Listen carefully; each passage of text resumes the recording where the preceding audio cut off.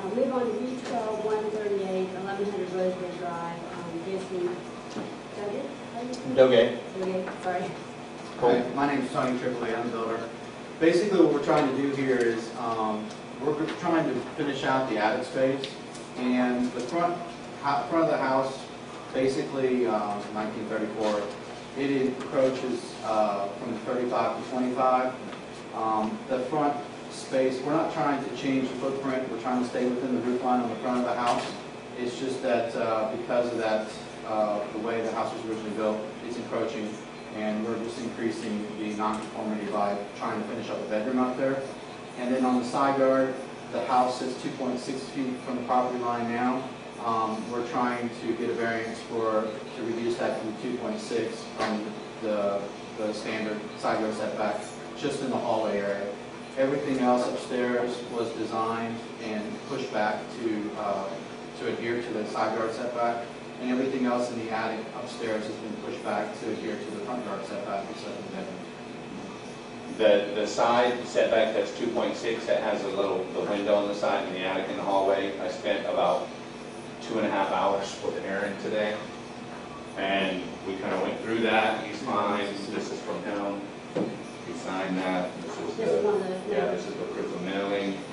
And then So the only thing that's changing in the front of the house now is what's in the Bellevue Drive, 1090 Bellevue Drive. One second, I just want to have one conversation on this topic.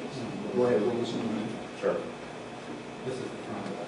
John, let's go ahead and make that loud so we can all hear it. It's good to know. Can you repeat what y'all just went over, please?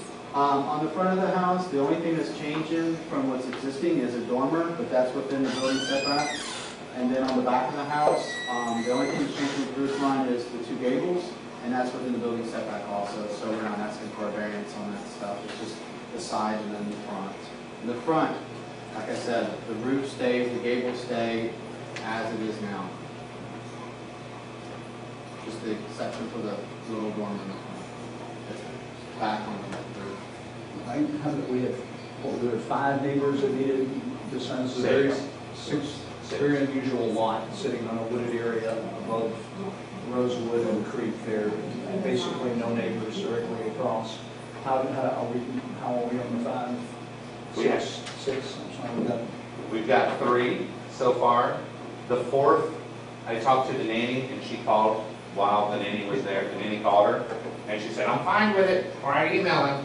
And that's kind of what she said. That was Heidi. Here is our Tatmans. This is across the street, the big gray house you guys told me to talk to. Helen and Janet sent me an email. They sent it this afternoon. I haven't had a chance to go back and forward you the email, and where she said everything's fine, it's okay, I got the document. I don't have any questions. This guy, he's the State Farm guy that owns the house that has been vacant for a long time on Bellevue, and he's in the process of renovating it very slowly with front porch. So we've walked my property together, and he has no concerns at all, but not since I was told I need to get a letter signed. So I sent him what I was supposed to send him, haven't heard from him, but that's his receipt. What we're going to do, sir, is we'll do it rather than go through them. You know where we're at. But we're going to condition it based on getting a letter from all this finally resolved before the meeting on Monday. Well, let me just back up a little. What I was told was do my best to get the letter signed, and if not, show proof of receipt of mailing, which is exactly what I've done. So I can leave these with you to show you the proof of receipt plus the signatures. And this is the third one, so I'll forward you that. As Jack was saying, these are great, and you're doing the due diligence that's what we have in the last, due diligence to talk to everybody and walk your plans around. That's what we always ask. But proof of mailing, hopefully we'll get them to reach out to you or come to the meeting too. Sure. If you know he's good, it's fine. We just don't want him to walk in and have a no problem version you right. offered us. Any questions from the audience? Well, this house must be near where Rosewood goes around the curve then? It's right at the corner of Bellevue. It is the corner house. There's a real big tree in the front yard. We're not touching any trees.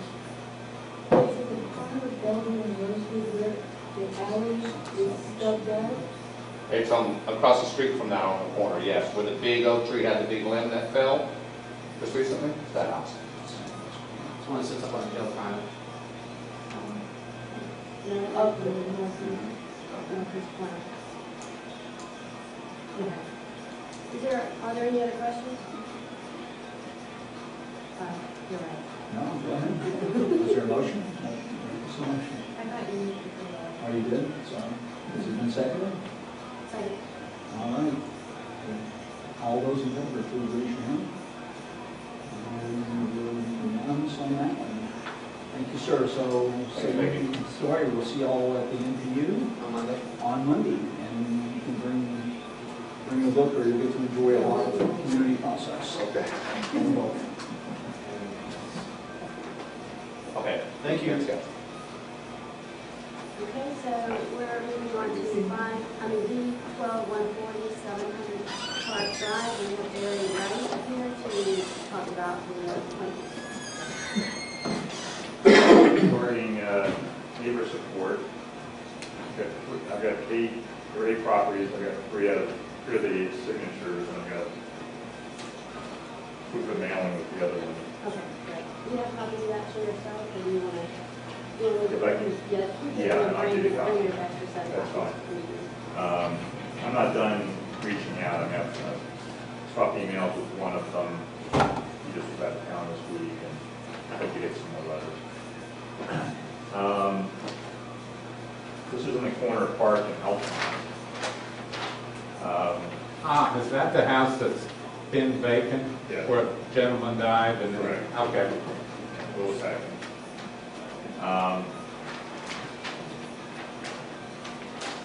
This is Park here. This is Elkhorn.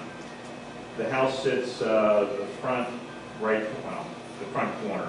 This corner here is 8.3 feet from the setback, and the back corner is 14 and change. So we're asking for a variance because we want to go up with the house. The setback is 17.5. We also want to go off the back with the drive-under garage that will also have living space on the first floor and the second floor, but we've set that back roughly 3.5 feet, so it's not in the setback. The other variance that we're asking for is that's a 23-foot garage inside, and we'd like the driveway to be 23 feet as well. Code says we can't, 20 foot is the limit, so we're asking for a 3-foot variance on the driveway. Can you share why? Why we need 23?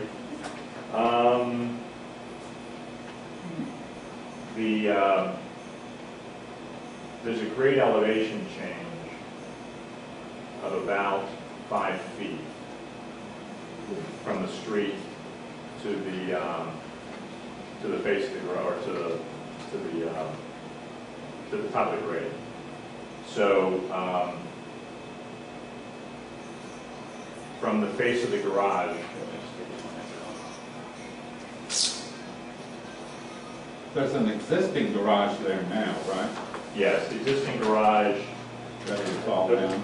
Well, that's definitely the case. The other thing is the existing garage is in the back corner of the house, and there's a driveway that bisects the backyard right in the middle of the yard, so it dominates the backyard. So the intention is to, currently the lot coverage is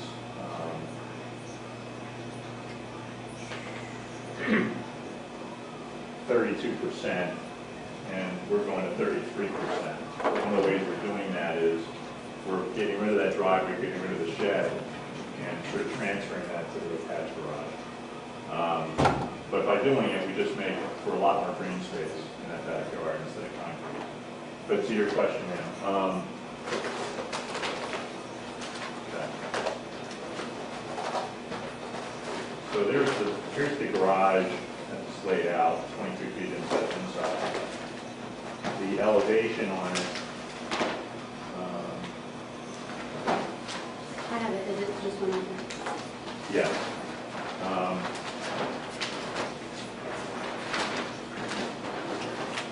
The grade is approximately 5 feet off the street level. So we're digging under, and it's about 3 feet from the floor system for the first floor. So we've got just enough for an 8-foot ceiling for the garage, but still being higher than the street. So there isn't enough room. If you go 20 feet on the driveway, there's really not enough room to get in the garage. Okay. It's only about from the street, it's probably, well, 17 feet. So it's roughly a little more than a car length to get from the street to the face of the garage. There's really not a lot of room to maneuver. You have to kind of come straight in and out. And there's definitely no turnaround or anything like that. The one thing we added, I've got these stamps full of, I've got these stamps. We didn't have this noted on the plan when we originally took it to the city, but we're going to have a retaining wall to hold back the dirt. But it's going to follow the slope of the grade. So if you're backing up out of the garage, you don't have this sort of 8-foot high wall shielding traffic or someone backing out from the garage. The people that were out there saw that if you follow the slope of the grade with the retaining wall, there's not a sightline issue. So